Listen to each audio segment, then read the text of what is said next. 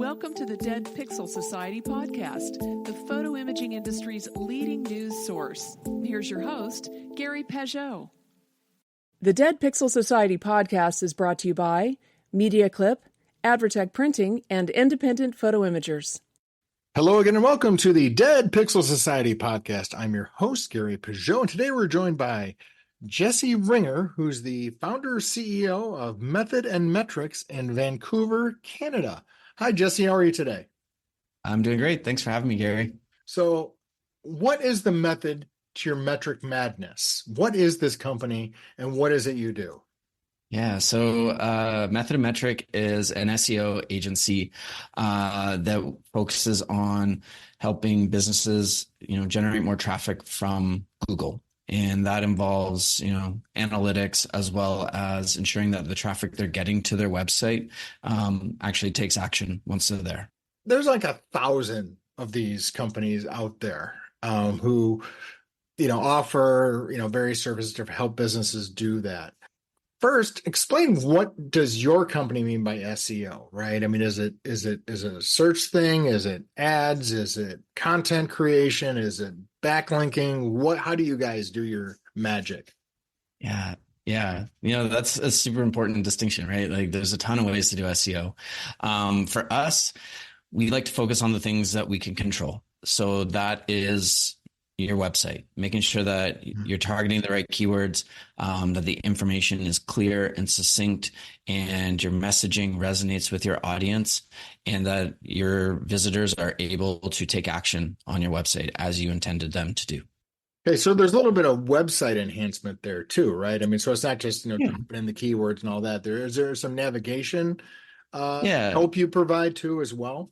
Yeah, so we think about the website from a holistic perspective of like making sure that you have the right navigation in place, the right types of pages and content that people are interested in, whether that's your services or expertise, resources, your blog, and that kind of stuff, pricing pages too, making sure that that's all there, and then ensuring that each of those web pages is optimized for the right set of keywords so that when people get there and they read the content, that it answers the question that they were after and that they feel more inclined to take action. Keywords are kind of something everyone knows about, but no one really, I don't think, other than folks in your side of the business understand. It's not just, text. It's actually what people are searching for, right? So you have to kind of reverse engineer, right? Yeah. The search process. Yeah. You bring up an excellent point. Like the words in the search term are one part of it, but the intent behind those words matters a great deal more. Like when somebody does a search, they are looking for an answer. And regardless of whether they know it or not, they have some expectation of what they're looking to find. Right. And so you need to align not just the keywords, but also align on that expectation, right? That search intent matters a great deal. Because if you're thinking about, restaurants near me, and I'm shown a list of, restaurants on the other side of the country, that doesn't really serve me. Right. And conversely, like you want to make sure that when they get to the content, that it still continues to answer the question they were looking for, right? Because nobody does a search if they already know the answer to it. Yeah. So yeah, it's the keywords, but also the intent behind those keywords that matters. So when you talk to a potential business about this, like, do you have like a interview process, or how are you extracting out of them? Yeah. Of that process, because I'm guessing a lot of people who come to you, you work with small businesses, entrepreneurs, and people like that. They may not even know.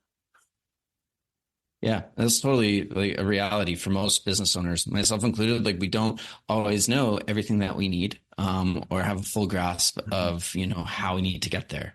So yeah, whenever we meet with a client or a prospect or someone that is just interested about SEO, I always ask them, what is the goal of their website? Like, what do you want people to do when they get there? How do you generate revenue? Because ultimately your website is going to be a marketing tool. Who's your target audience and what do they care about? And then ultimately, like, what are your goals for your business? Because SEO is certainly a huge driver of traffic for most businesses and most websites, but at the end of the day, it's only part of that puzzle. Mm-hmm. If you're relying solely on search as your way to get clients and customers, you're going to have a hard time kind of dealing with the ups and downs of that. Mm-hmm. So does SEO fit in with your social media strategy? Does it fit in with your newsletter? Does it fit in with your podcast or your videos? Like, what else does your business do to promote itself? Mm-hmm. And so having an understanding of that, we can then better tailor the website experience to help capture and match all of those different touch points for your clients and customers. So at what point in, let's say someone's doing a rebrand or a relaunch, right? They're an existing business. They realize I need more help in this. So where should they start? Should they start with you, or should they start with the marketing side of it to get all that other stuff? So then when it gets to you, it gets to the SEO piece, it points to the right place. Yeah. Where's the starting point? Because I think that's where a lot of people, especially the people I talk to in the imaging space, it's like you just rattled off 3 or 4 things from a marketing standpoint you got to pay attention to. And where do you even start with that stuff? Yeah, I would say the first place to start would be to like look at your business like metrics, whether that's your revenue. If you have analytics on your website, looking at those, like see where your traffic is coming from, and also kind of have a conversation with yourself and perhaps your other business partners around like what you want the website and business to be doing and where those gaps are. Because I think, SEO can do a lot for just about every business. And, I wouldn't have started an agency if I didn't believe that. Right. But at the same time, if you don't have the other mechanisms in place to kind of account for or be able to like embrace SEO. Right. Yeah. I mean, if you put a lead capture form on your site and no one looks at the leads, you're kind of dropping the ball on that and wasting your time and money. Yeah. Like the best relationships we've had with our clients are the ones that are the clients who are engaged in the work and doing the stuff and like contributing to making sure that we're aligning with their core values, but also their audience. Like we know SEO inside and out, but we don't know your audience as well as you do. And you've been running a business, for however long, know the people, all of that stuff. And so if you're able to add that expertise and that knowledge into the SEO work, it's just that much more successful. And this goes for any company that's hiring outside talent. If you're involved, it's going to be much more successful. Right. But if you just rely on them, put them to the side, it's going to be a lot more challenging to see the results that you're after. So I talk to a lot of companies who provide service to other businesses like yours. And there's always the belief, hey, there's certain stuff you can do yourself, right? You can do your own TikTok videos. You can do your own blogs. You can do your own newsletters. Is SEO something that people can do on their own? Oh, absolutely. But it comes down to time. Right. SEO is a thing that is like the information's out there. Like in the SEO industry and the community in general, like they're very forthcoming with sharing their expertise and their knowledge and sharing what's working and what isn't for them. There's tons of free resources. Like, to be honest, like I got most of my experience and most of my learning from Twitter. Like I would go in there every day and just see what other SEOs were doing and trying it out for myself to see how it goes. So to say that SEO is, a niche thing, it's not, but it does take time. It does take persistence, and it's about kind of like really being in the weeds about it. Right. And so, although I think everyone can do it, and there's a lot of stuff you can do without hiring an SEO professional, you'll move that much faster and be able to focus on the things you're good at and passionate about if you do hire the people to do the work that you don't want to do. And I'm sure it's more of a, where you want to spend your time as a small business owner. You want to spend your time running your shop and make sure your printers are working and selling the latest cameras, or do you want to be behind a desk trying to optimize your SEO? Right. Like fussing over, I don't know, Nikon cameras or cameras by Nikon as a keyword, like that's not a thing that most people care about, right? Like I spend 8 to 10 hours a day thinking about SEO. Right. I don't think other business owners would spend a fraction of that time thinking about it. I mean, let's talk about the keyword bit a little bit. You just mentioned like a phrase. Would that make a big difference If you said Not as Nikon much. cameras or Not, cameras by Nikon, I mean, would that be yeah, not as much as it used to. okay? But again, like there's, if you're looking at a list of keywords, Hmm. like you're gonna hum and haw and like be indecisive over like choosing like camera set or camera, and like it's starting to get a little more intuitive. Google's understanding is more like at a topic level rather than a keyword level. Hmm. But a common misconception is like trying to fit as many keywords onto a page as possible Right. Yeah, rather that than whole writing more cut and paste organically. the giant list of Yeah. keywords into Yeah. the secret invisible Yeah. box is crazy. Yeah. Yeah. So it's not as not as like oriented in like making sure that you get Nikon camera beside each other 3 times on the page. Mhm. But at the same time, that page needs to be dedicated to the entire topic of Nikon cameras. Right. And whether Okay. that's the bodies or the lenses, you can get into a whole bunch of different things there. But So it yeah. seems to me like, especially with websites these days, and I'm old enough to remember HTML and fun things like that, where it was just when a web page was actually just a page of Oh, man. of text, and now they're almost multifaceted now, right? In the sense that there's different landing pages for different intent and different, customer journeys and everything else, and that's something you have to consider as well. Stay with us. We'll be right back. Photo retailers, energize your sales with ShareMe Chat, the proven texting platform. Using chat to text on your website keeps your customers connected and buying.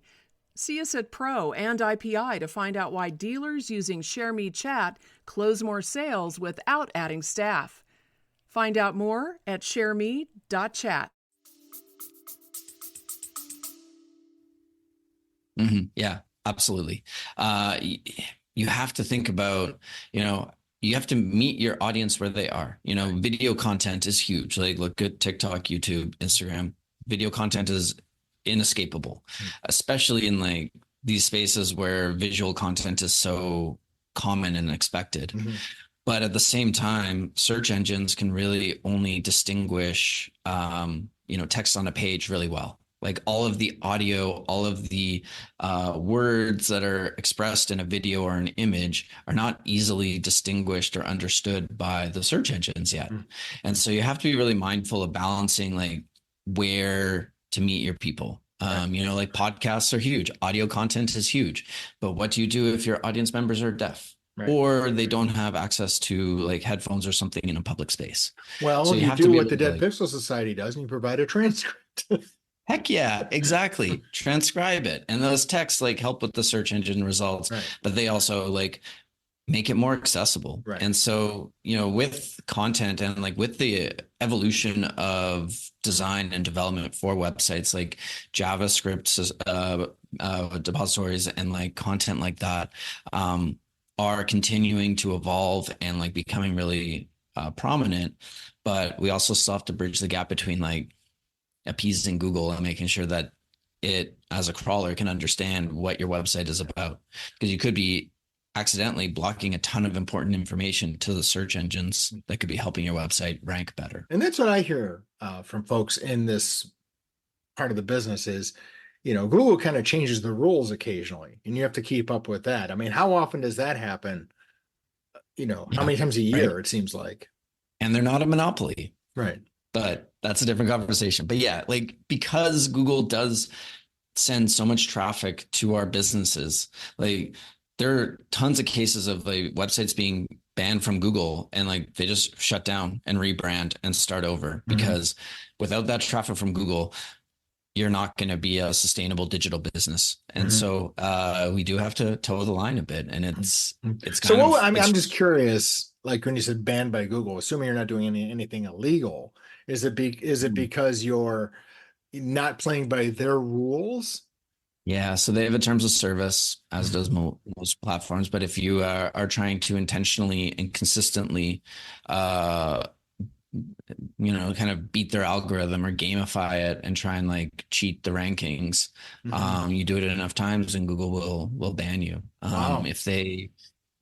It's really hard to get that turned around as well. You'd have to like show that you've done the work to be like, hey, we're not trying to break your rules, because Google is still, although we come to expect it as like a public service, they are still a business at the end of the day that, Right. And if people don't trust those results, Right. they're going to go elsewhere. Yeah. So, I mean, Microsoft's out there with Bing. They're ready. They're waiting. yeah. Or Yeah. Right. DuckDuckGo and See how everything else that's out there, right? I mean, ChatGPT, how that evolves and stuff like that. It'll be really interesting to see how it goes. So, do you see those kind of services, the generative AI, like ChatGPT and things like that, helping or SEO, or kind of just being a tool you can use, but it also can be used for, I wouldn't say ill, but for ill effect, because you're almost creating junk content. Yeah. And I think it just depends on who's using it. There are going to be people that go, hey, ChatGPT, write me a blog post about this keyword. Yeah. And they're going to put it on the web and then be like, look at my great content, but it's not great. And the thing with the ChatGPTs of the world and this generative AI, it's an aggregate or an average of all of the content that came before you. Right. So it's just going to be an average blog post. It's not going to be exceptional. Right. It's not going to be unique and related to your brand. It's just going to be a piece of content that anyone could find anywhere. Right. And so I do think that there's value in using these tools to kind of accelerate a lot of monotonous work. Sure. But if it's anything that is going to try to connect you with a customer and you with your audience, at the end of the day, you're going to need to write about it yourself. You're going to need to do that work because people want to do business with businesses and people that they like, know, and trust. Right. And if your content is super average, then or obviously written by AI. I mean, that's the thing. That's the other side too. I know, right? Who knows what's going to happen in a year, because this stuff is improving very quickly. But right now, you can spot the AI writing, a mile away, because it's super enthusiastic for one thing. Oh man, the power words that they put into it. Yeah. But I think too, to that point, like if it does get better, more people will adopt it. Sure. And then again, all the content will start to look the same. Right. There, at the end of the day, you still have to connect with your audience in some meaningful way. So let's talk about connecting with the audience, right? So, that's a valuable tool for SEO and just dealing with customers and whatever. There used to be a thing called bounce rate and things like that. Are you still measuring that? Is that still impacting SEO? People get there and bounce? Yeah, there are some theories definitely that float around about the bounce rate from SEO and like from Google. And I know that some prominent experts in the industry have like talked about this pogo sticking effect of like, if you click on the first result and then leave and go back and then click on the second or third result, like those second and third results will start to move up. Right. But from a Google Analytics perspective, like bounce rate, I don't think matters a great deal. I personally don't put a lot of stock into it because it's a relatively easy metric to mess around with and like within your website. But also like if a visitor comes to your contact page, finds your store hours or finds your address and leaves, was it a bad experience? Because the bounce rate's still going to be really high. Right. But if they got what they wanted. Yeah, right. So I don't think it's necessarily a good or bad metric. But I don't put a lot of stock into it in terms of like, we need to optimize this page better. Right. Because it depends on the intent. It depends on the information people are after. And it's all just kind of relative at that point. So if somebody does a long blog post on, 400 to 600 millimeter Nikon lenses and they're bouncing in 5 seconds, that's bad. But if someone's looking for store hours and, or when the next workshop is, and they're only there for 10 seconds and then they bounce or less, then that's fine. Yeah, exactly. Like I would consider the content that they're looking at, if you have a comparative blog post on, the best lenses, you would hope that they are reading through all of that. If they don't click beyond that page, is it a bad experience? Not necessarily, but the time on the page would matter. Right. And so that's where you could kind of start to assess whether or not your content is useful. But bounce rate in and of itself as like a one metric kind of decision maker, I wouldn't recommend it. Okay, because I know that's one of the things that people used to really obsess about, right? People aren't sticking on my website very much, and I don't know what to do about it. And so bounce rate was always calculated by a person clicking Yeah. anything on the page. So if you wanted to like bring down your bounce rate, you could just have a pop-up at the very beginning. And as soon as they clicked it, the bounce metric was negated. And so they could just carry on. Yeah. Yeah. That's interesting. I hadn't thought about that. I know. You've been doing this for 10 years, which is a century in internet time. Thank you. Well, congratulations for being around for 10 years, right? I mean, for goodness sake. Yeah. But also, has it wildly changed or over the years, or is it more just like, we kind of got the concepts early and now we're just tweaking, refining, and trying to anticipate where the puck's going to be, as opposed to where it is now? Oh man, it's definitely changing. Obviously, with ChatGPT and AI, that's obviously a big part of it. But the other side of it is that people are changing. People are becoming much more savvy and aware of how to operate on search engines, how to engage with content and what they're after. Mobile devices obviously had a huge impact on that too. And so when I started, you could write Nikon cameras 20 times in a cohesive or like in a mess of a sentence and still rank really well.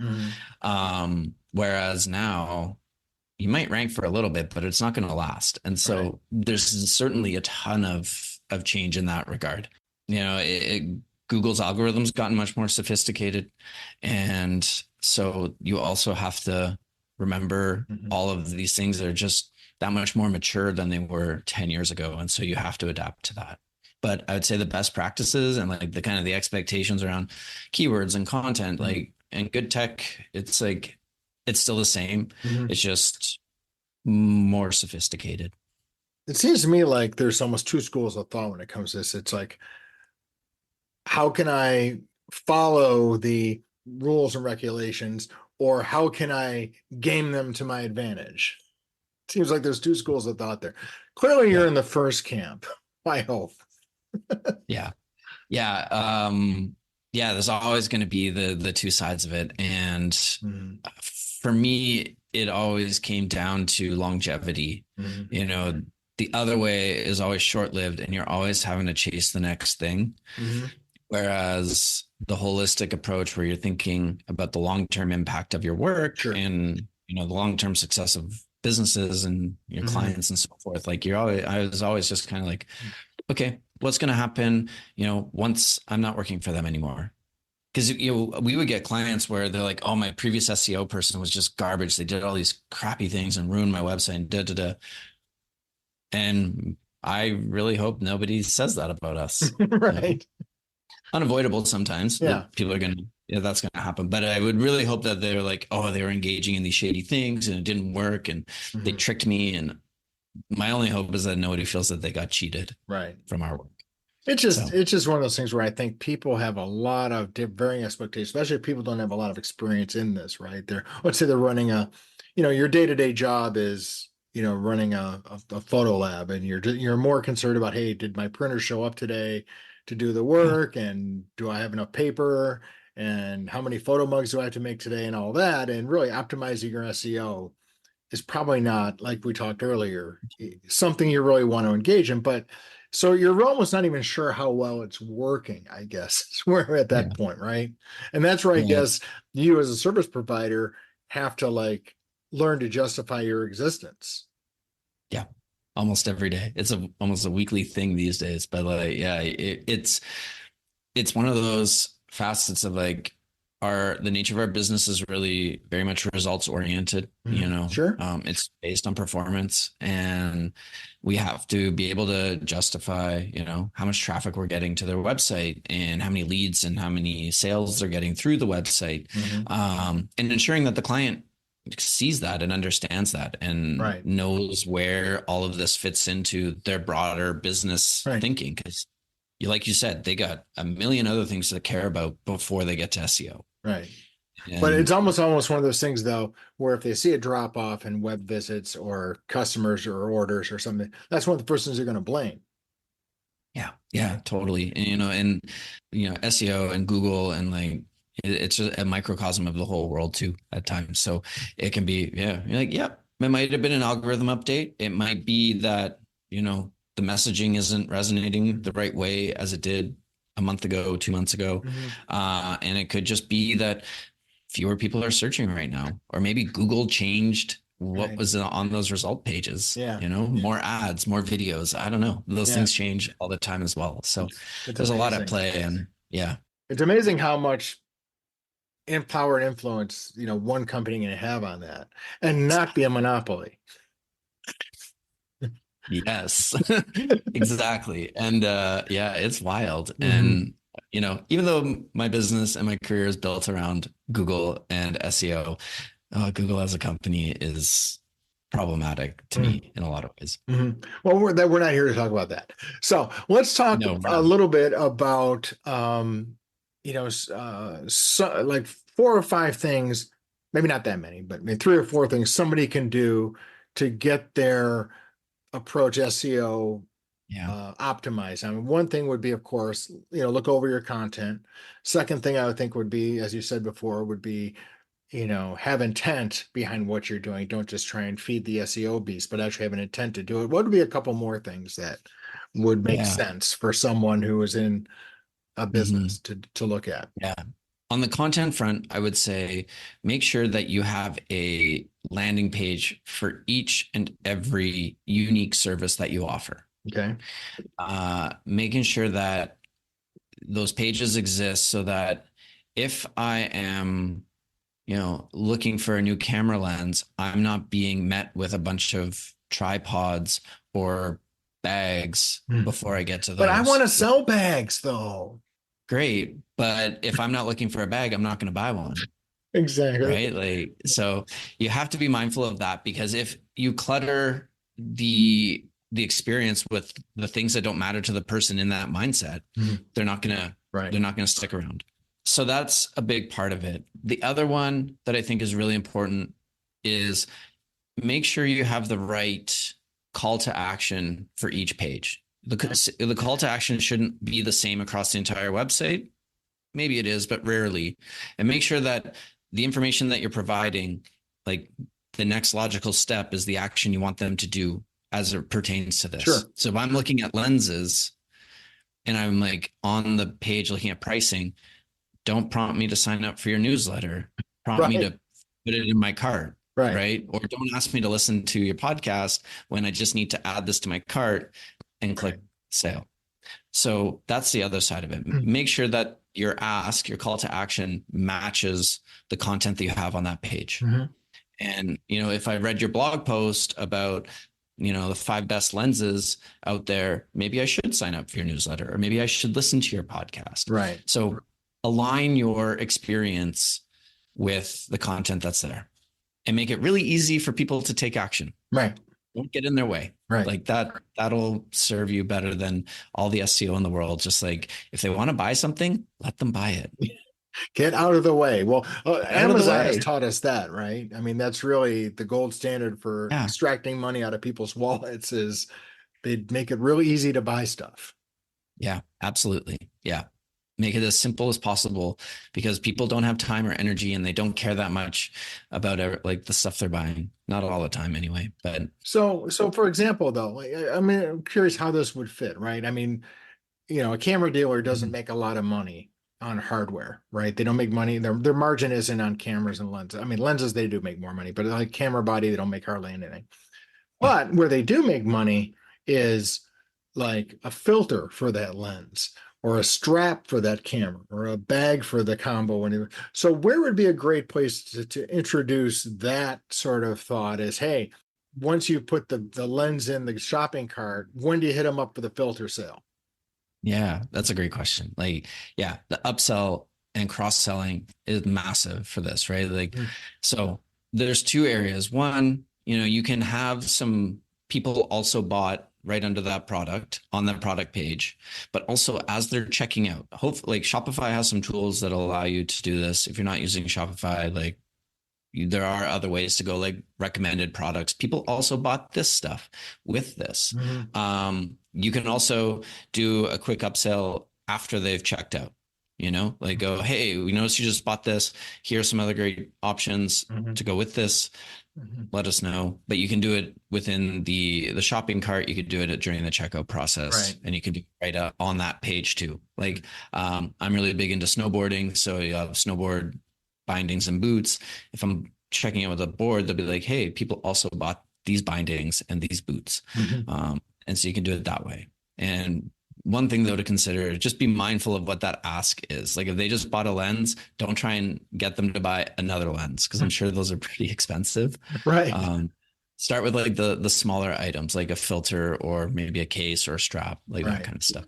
Yeah, that makes sense because again, a lot of this, like I said, a lot of the cross-selling, I do see that on there. I just wonder, everyone wants to do it, but there's a right place to do it, and that's really the important part. Is Yeah, and like every business will be slightly different, so I think it's worth testing it and making sure that it works for your business, because something that works for us might not work at all for you, and what works for you might not work at all for me. So test it out and see what works and see what your audience like kind of resonates with. Okay, sounds good. So where can people go to get more information about Method and Metric and your snowboarding career? I mean, that career was short-lived. But yeah, methodandmetric.com. And for all your listeners, we do have a free SEO competitor audit available. So they can go in, tell us about your business and your competitors, and we'll run an audit and let you know how you stack up to those guys in the SEO marketplace. Sounds fun. Where can they get that? Yeah, we can share that link in the show notes, but it's services / SEO competitive analysis, all separate words. On our website. So I'll definitely have to put that in the show notes because no one's going to write that down. But no. Well, thank you, Jesse, for your time. I appreciate it. You've been a great guest. I've learned a lot. I hope other people too. And best wishes for future success. Yeah, thanks, Gary. Thanks for having me. This is super great. Thank you for listening to the Dead Pixel Society podcast. Read more great stories and sign up for the newsletter at www.thedeadpixelssociety.com.